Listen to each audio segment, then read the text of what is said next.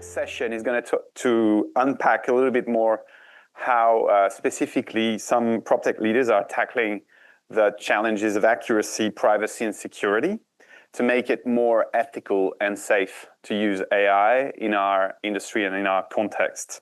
So for this next talk, I'd like you to welcome Ryan Murfitt, the principal architect at Console Group, part of Reapit, Rebecca Moroney, who's the founder and the CEO of Wayscape, Leann Jones, the CEO and co-founder of Nimo Industries, and Chris Havill, leading AI and analytics at JLL, who are going to walk us through how they navigate the challenges of AI in their businesses. Thank you very much.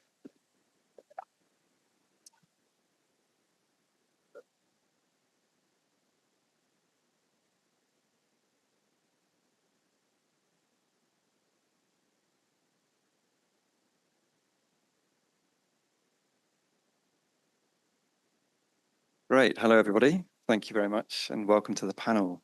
So this is going to be a time where we can ask some of Tim's Q&As. And I think probably one of my standout moments of the morning was seeing that bit of Jurassic Park where the quote was, "We've built it because we can, and now we're in sell, sell, sell," which is actually, I think, probably one of the big problems that we'll face, and we'll forget about the adoption roadmap at our peril. So with us today, we've got three people that have got enormous experience in pioneering AI in their ecosystems and deploying AI agents or assistants or in the process of doing so. So I hope we can get some good practical examples about some of the challenges they've faced and how they've dealt with those. So first question is, from your frontline experience, what do you feel are the biggest adoption hurdles and barriers stopping our teams and our clients from using AI, be they hallucinations, work slop that's been talked about a lot, or just business hesitance?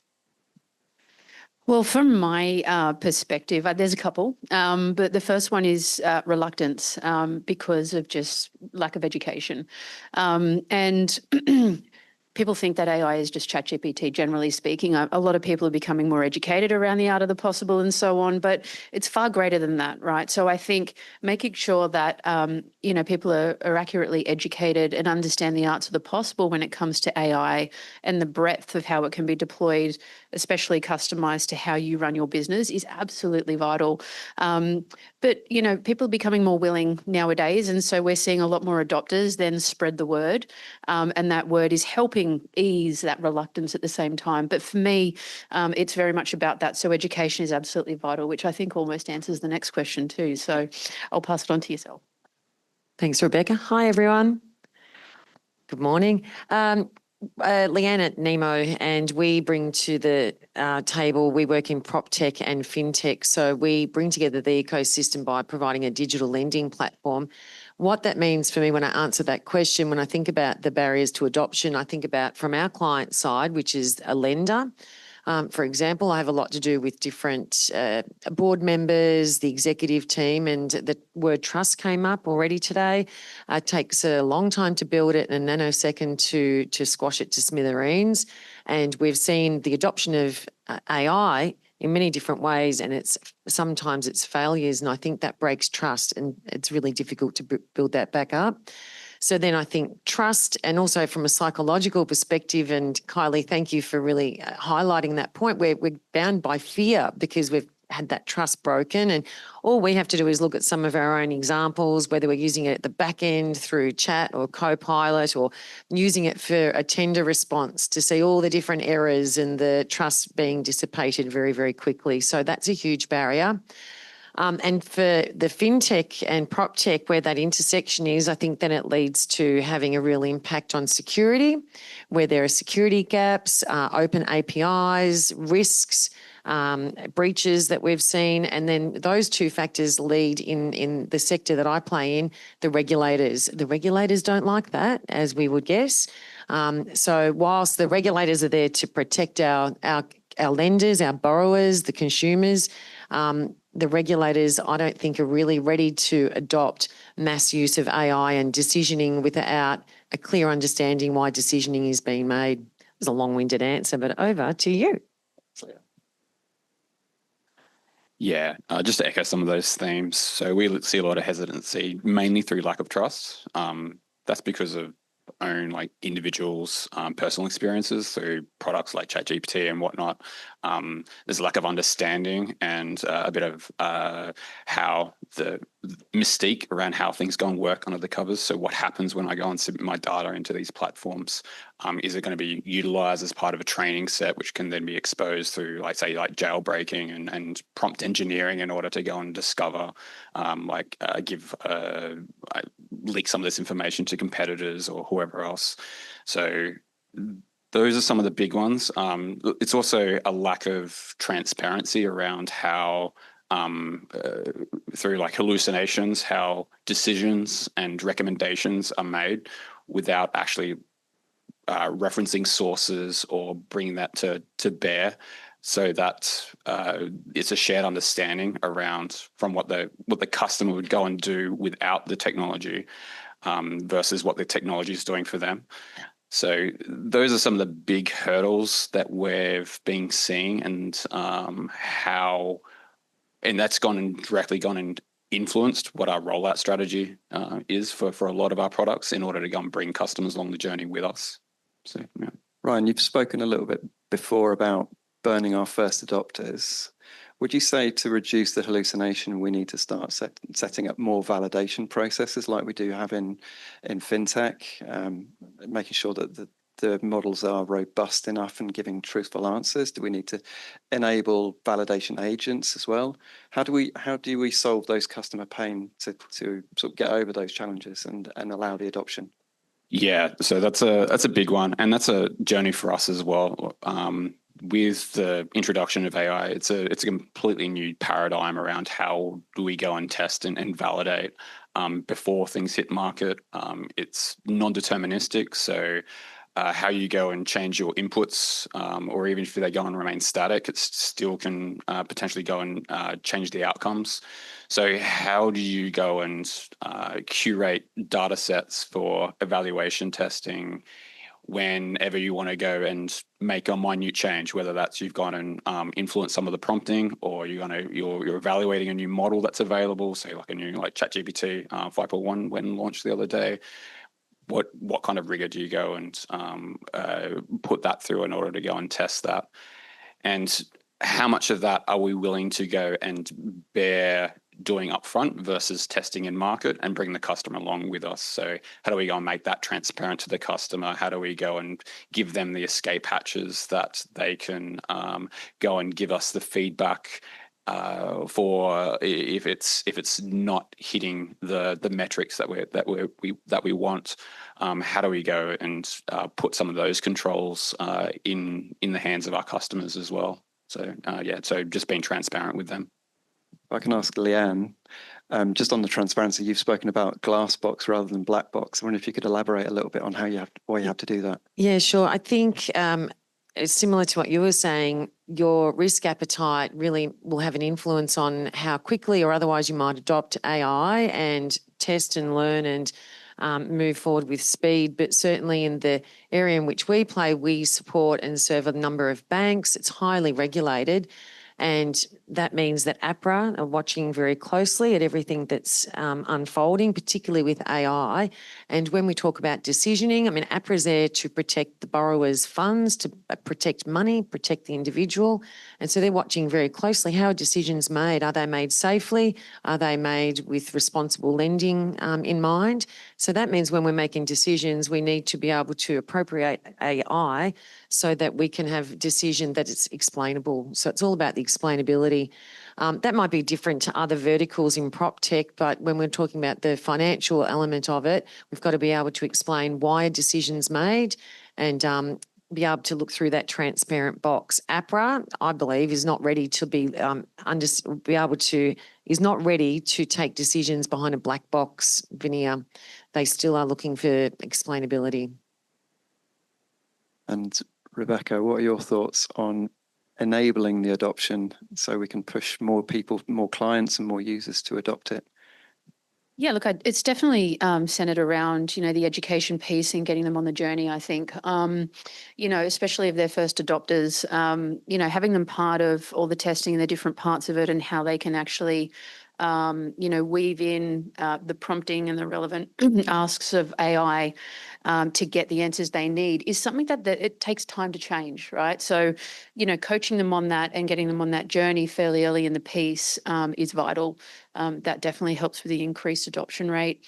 And then it becomes a part of their norm, right? And I think AI generally, it's a train that's moving really, really fast. I keep using the analogy of, the iPhone. The iPhones were imposed on all of us. We didn't have a choice. And so those who didn't adopt, held on to the legacy mobile phones until they were no longer supported and then had to get on the bandwagon, but then they became laggards, right? So for AI, we're seeing a lot more receptiveness around or willingness for people to try it and get to know it and understand it. I have to say ChatGPT is probably the everyday norm. For me, I still use ChatGPT very much so. But, it's a lot more broader than that, and having it entrenched in the environment that you work with and helping to make you more efficient in what you do, which is what Wayscape solves for, certainly for the real estate industry. It's a journey and it takes time, but it also takes willingness as well. But the good thing is there's a lot of willingness and there's a lot of excitement around it. So yeah, it's a lot of different things. Add to that. Sure. Can I add to that around the time? I think we're at this really interesting intersection of it's moving so quickly and with speed, but we also need to take the time to pause. And I think that comes back to Tim's point, to be able to pause, have that critical thinking that's there. My fear in time to come is that we're going to lack a generation of critical thinkers to validate and interrogate what's coming out. And we do need the time to pause and understand and test and to critically think through what are the results that we're seeing. And I think it's a real balancing act. And that's part of, I think, one of the keys around how do we not burn out those early adopters. We've got to give them time to fail, find a place for things to die, because that's going to happen, and find room for things to succeed. Go for it. Sorry.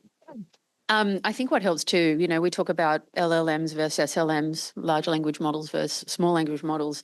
LLMs certainly are an abundance of information. And so, some of that information can also conflict and have various, points of view and perspectives. I think what also helps too is having more specific industry relevant information, like Wayscape runs on an SLM based model. So anything that you put into or ask of it comes out to be real estate specific only. So there's no conflict of information. It's relevant, accurate, and trusted. So I think that also helps as well. And we can do that with every industry. So we've talked a lot about ecosystems, and I know that the way we build this is just as important as about how we're going to use it. So for our audience that are making decisions on how they put together that ecosystem, looking at from the human perspective as well, what 3 tips would you give to our audience who are making decisions at the moment on how they start to build that ecosystem? That's a good question. I think fundamentally look at the baseline of everything that you do in your function and what ties you down the most. And I think everyone would agree that the administrative side of everything they do is pretty much 80% of what we do. So have a look at what parts can be automated or can be non-human centric. But at the same time, everything can be a combination of both, right? So that's the first thing. The second thing is really spend the time to get to know and understand how you can prompt your engine to represent you and your brand. That's vital. You want it to speak your language. And that's easily achievable. Just how you prime it with what information, that's the key. And the third thing is embrace it. Constantly feed it full of information so it's learning more and more about you. Entrench it in your everyday and trust it. So I think you'll gain more confidence the more you leverage it and you allow it in your business and you trust it. You just got to give it some time, and like any other chat or any other AI engine, it takes time to learn you and your business. And Leann, if I can ask the same, but with a bit of a twist towards the fintech and how we can learn from the fintech side of things. For me, my tips would be back to Kylie's analogy actually with the map, which I quite like. I know Kylie was talking about know your end point. For me, it's know your start point. We see lots of cowboys and girls out there, lots of random acts of AI or AI first only strategies. And I don't think AI is always the answer. And I know we're talking about AI, so that might be controversial, but there are other solutions out there, and we've got to really interrogate what the question is, look at the landscape of answers, and if AI is that answer, then go down that route. So I think in terms of the map analogy, know where you're starting. My second tip would be look at the composition of your team. Certainly in a highly regulated industry, our developers almost could be lenders and assessors. They are domain experts in financial services and in the property sector. They would be able to answer many of the questions that a banker would get or a real estate agent would get because they're domain experts. So therefore that link between AI application and that domain expertise is really critical. And my third key tip is look under the hood for things. We often are recommended different tools or different methodologies to look at, and some bright and shiny tools. And sometimes our team might get really excited about things, but if you lift the hood, we're looking at the governance and the sovereignty of the data. And sometimes we find that data is sent overseas. It might be an Australian-based product. It might be something that's sold and a fierce Australian team selling it, but the data is sent elsewhere. And from a highly regulated environment, that raises huge red flags around data sovereignty. We need to make sure the data stays in Australia. And again, that might be different for other verticals, but when you look under the hood, it's amazing what you discover.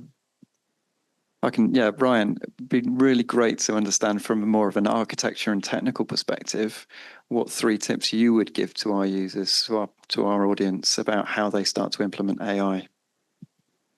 Yeah, so I think there's some really good points there. And I think I'm going to go and claim that a lot of those were just stolen from me. So I'm just going to go and echo from them. To go and reinforce, talked a little bit there around vendor assessments, where AI is no different to any other vendor. AI providers are no different to any other vendor. You still need to have solid assessment practices to make sure that they are adhering to the regulations and the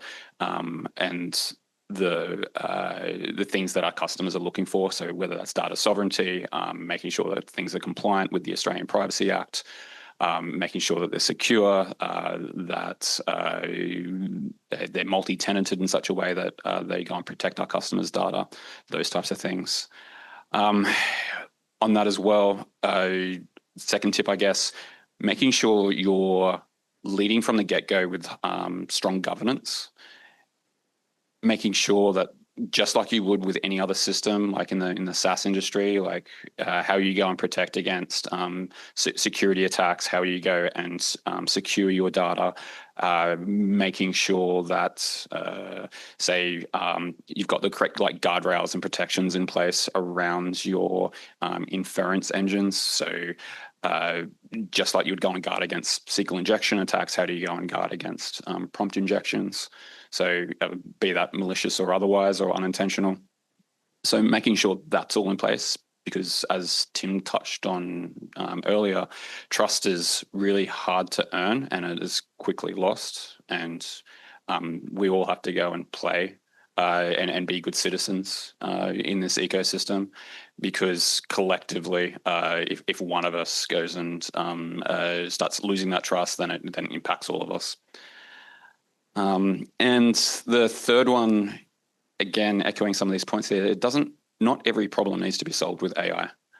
So really go and lead with the problem first. And if AI is the correct tool in your tool bag that it goes and solves that for you, then fine, go and reach for that. But not everything has to go through that lens. We're very much at towards the peak there of the hype cycle that was touched on earlier, where everyone is looking at it through that lens.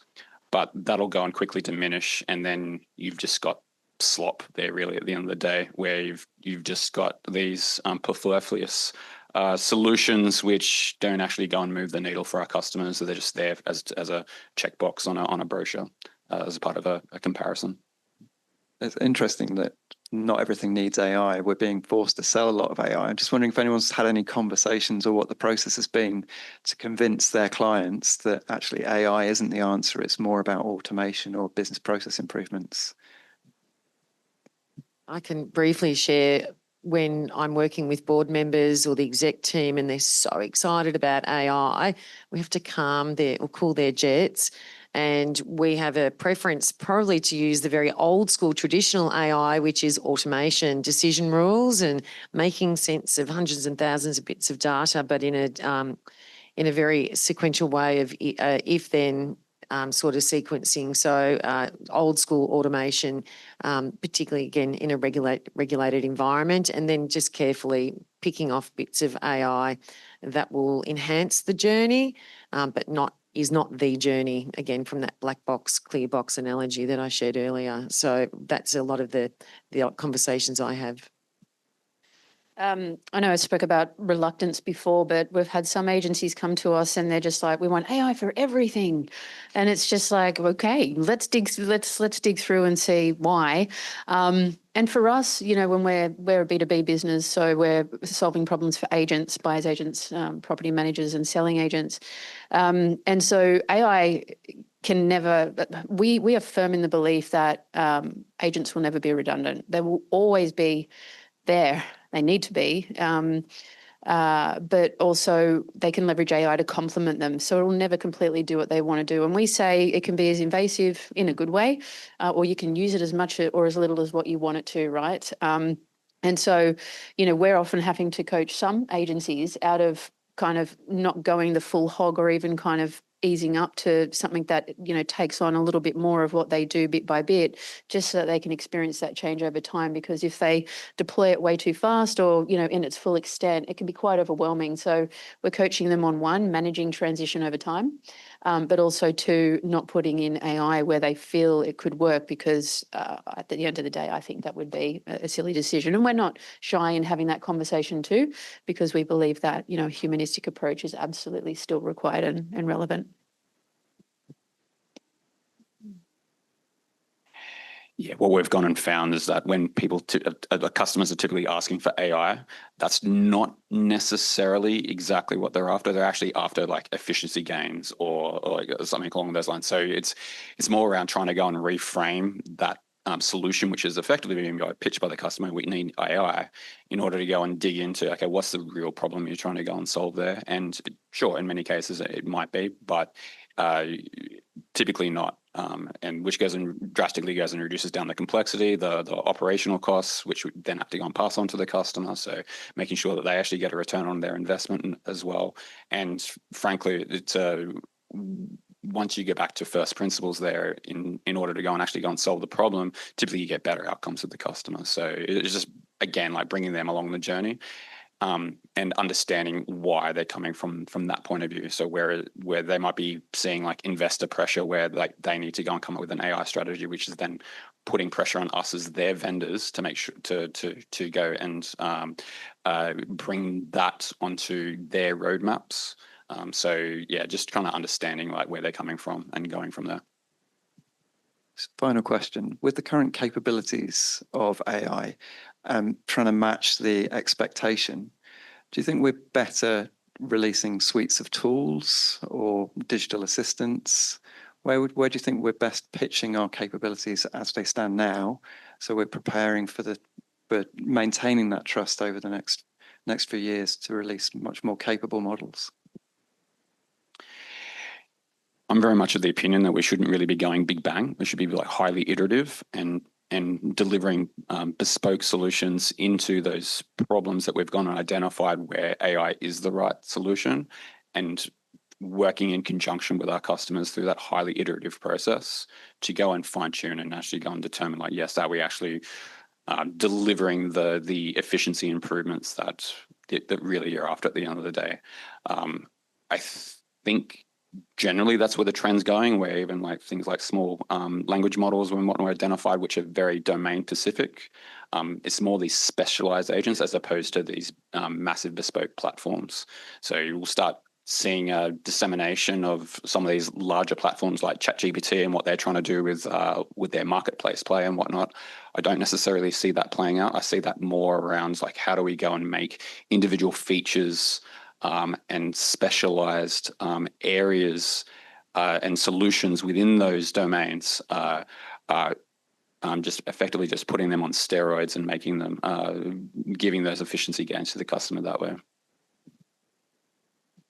Agreed. I think that you might have taken our spot there. Yeah. I think we're still in testing mode and we're not at mass adoption for a lot of the solutions that have been prepared, particularly when you're building software and you're building AI. It's test, and be really cognizant of the scalability that would sit behind it, and perhaps we're not ready. Certainly a lot of our AI tools that we use, we're not necessarily always using the most recent models because we know there are other models that are being developed and we're not completely sure of the security that sits around it and the governance. So we're just probably a little bit risk averse. Well, for sorry, I got a croaky voice this morning. For Wayscape, we've got two essential trenches. One, a communications assistant, which can be deployed in many different ways, and the other one is a consolidation of platforms that helps to provide insights and data and proposals and everything that they need. So, we've found that obviously there's a plethora of platforms out there that offers a lot of features, functions and benefits. What we need as agents is to bring that data together. Those platforms will still be relevant to have a cool, nice view to things and to, view those outputs in a nice way. But when we just want raw data, that's what certainly our platform solves for.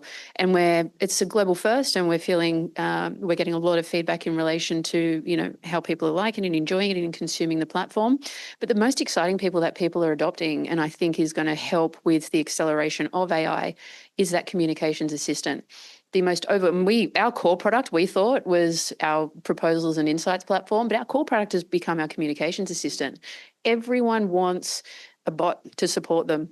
And so, whether it's as an assistant, it's a lead generator, it's a property scout, it's a customer service manager, whatever, a huge benefit can be had in that. And I still think voice has a long way to go because there's always going to be lag and, reluctance when, hello, my name's Dee the bot. And so, I instantly want to just go beep.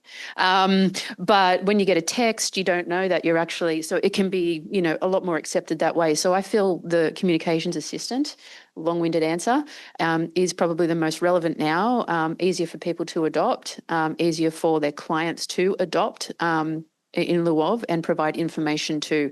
And that way you've got that information in text, and then we can ingest that into CRMs. There's a lot of power that we have with that information. Thank you very much, everyone. I think we're at time. That's brilliant.